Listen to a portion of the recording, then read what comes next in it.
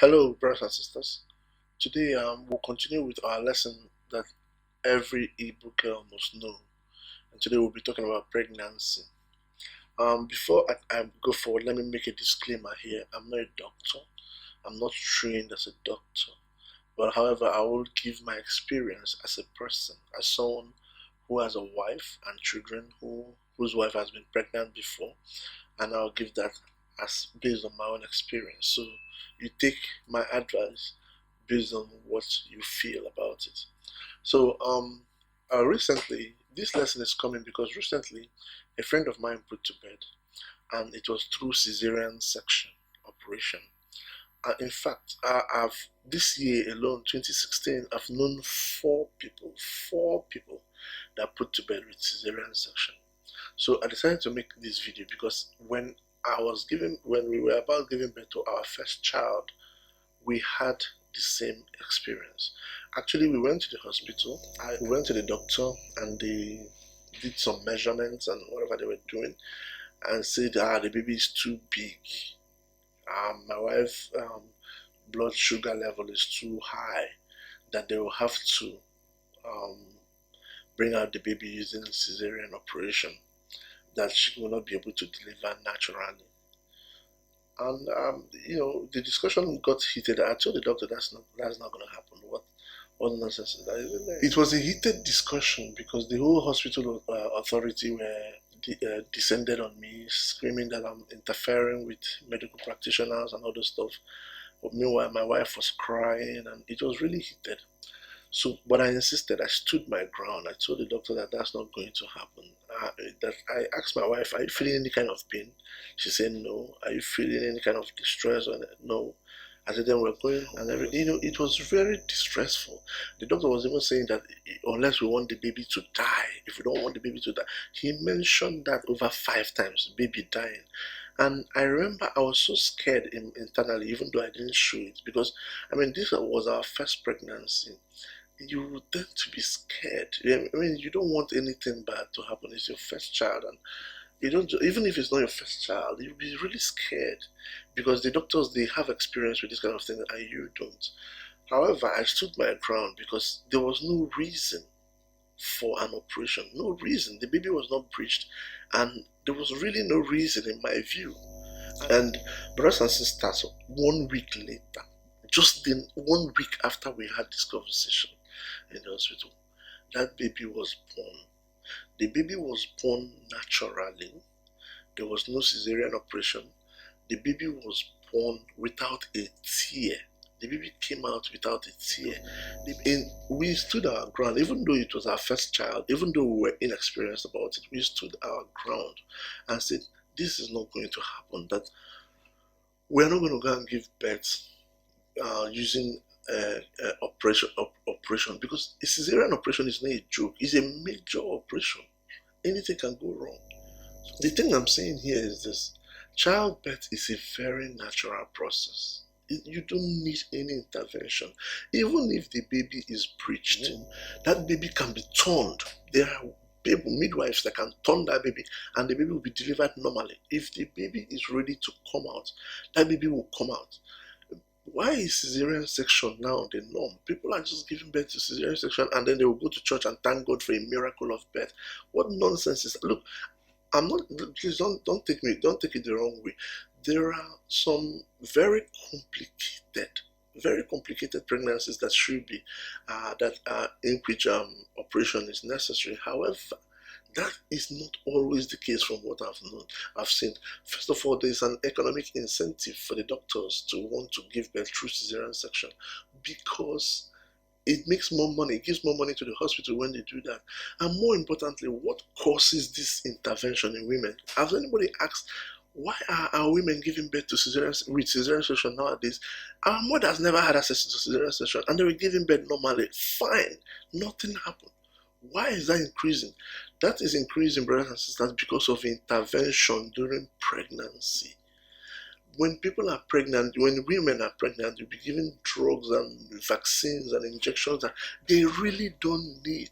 I remember when my wife went for some of her maternity visitations, and the nurses were like, they're going to give her tetanus shots. There were like 4 tetanus shots that were lined up to be given to her in different times. And we refused those things. We didn't take any of those things, all those vaccines and all those drugs. We didn't take because those interruptions during pregnancy, they usually lead to intervention. So my sisters, this is my advice based on my experience. If you get pregnant, thank the Most High for your pregnancy. But the first thing you do is call your mother, call your aunties, call your sisters, call the women in your family, the women that share the same bloodline with you, that have been pregnant before. And the chances are very high that your pregnancy will go in the way their pregnancy went. One of the things that gave me confidence when we defiled these doctors and all those nonsense they were saying was that my mother-in-law told us that in one of her pregnancies, she didn't even have to go to the hospital. By the time she was ready to go to the hospital, she just put to bed right there in her living room. The way your mother's pregnancy went, that's exactly how your own is going to go, with very, very minor exceptions. And more importantly, like I said, all this interruption during pregnancy is what usually leads to intervention. When you're pregnant, you don't have to be taking some crappy medication that they give. They usually put this scare tactics that if you don't take this drug, your child may not have enough brain to solve quadratic equation. If you don't take this vaccine, your child may get up and one of his legs will be taller than the other one. That's totally nonsense. Brothers and sisters, take a look at nature. When a goat is put into bed, how many doctors are there for the goat to put to bed with? How many nurses attend to an elephant giving birth? I'm sorry, how many doctors are there giving goats injection for him to put to bed? And these animals, they do just fine. That is the way it is with human. Childbirth is an autopilot. It's a natural process. When the baby is ready, the baby is going to come out. There will be no issues. So when you start going to take all this medication when you're pregnant, you're eating fast food, no matter how much craving you have, these things lead to intervention during pregnancy. When you're pregnant, try to, and this is where the husbands are very important in pregnancy, try to make sure that your wife eats some very good food, very rich food, nourishing foods, vegetables and fruits, and not just filled with junk food, because these are things that usually lead to the baby not aligning or positioning properly when the time is due for childbirth. And there's a book I want to recommend here. The book is written by Dr. Robert S. Mendelsohn. It's called Male Practice. Brothers and sisters, I will recommend that you get that book. If you're making babies, please get that book. The book is very important. If you look at the book, it talks about how the hospital is a very dangerous place for a pregnant woman. Extremely dangerous. First of all, and this goes to the husbands, when your wife is pregnant and is going to the hospital, especially when she is last trimester, don't let her go alone. You go with her, because every other living thing out there gives birth naturally.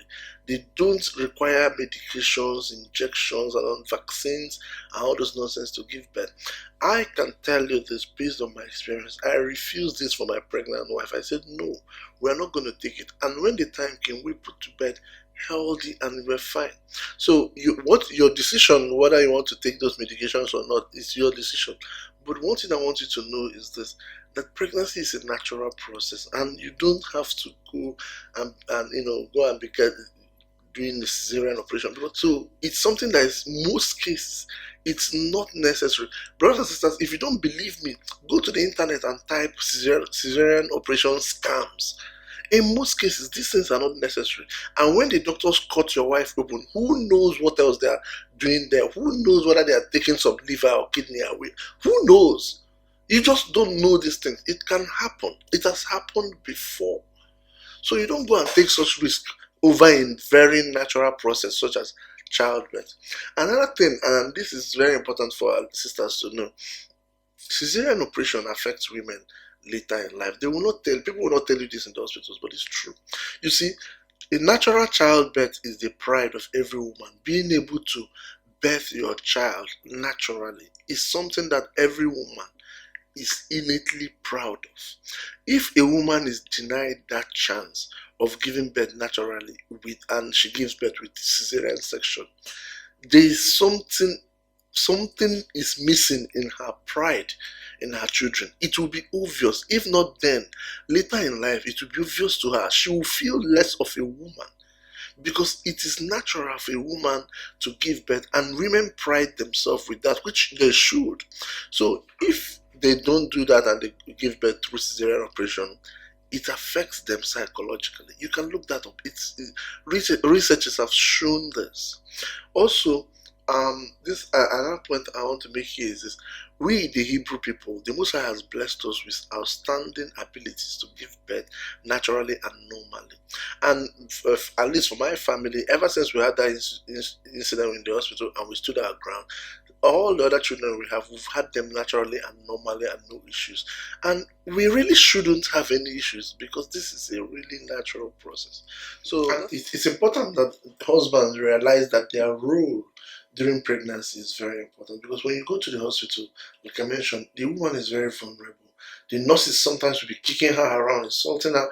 If the man is there, those things will not happen. Personally, I insisted. Not only was I going to go for the maternity meetings and everything, I was also going to be there when the baby is being born. I discussed this with the hospital beforehand and all that thing. So we had those things written and they were signed. I insisted that I was going to be there in the maternity ward when the child is being born. I wasn't just going to go and sit down in the reception and whenever you finish whatever you're doing, you come out to the baby and say ta-da. No, that's not going to happen. I was going to be there. And if the hospital say no, we will move to the next hospital. I insisted on that. And it's important that more men do these things, because it's not their baby. Any mistake can happen. Whether you know life is on, some people can be very careless about these things, and you need to protect your wives and your mothers from this kind of situation happening. Families, may the Most High bless you as you listen to His word and as you share it, and come back to His worship. Salam.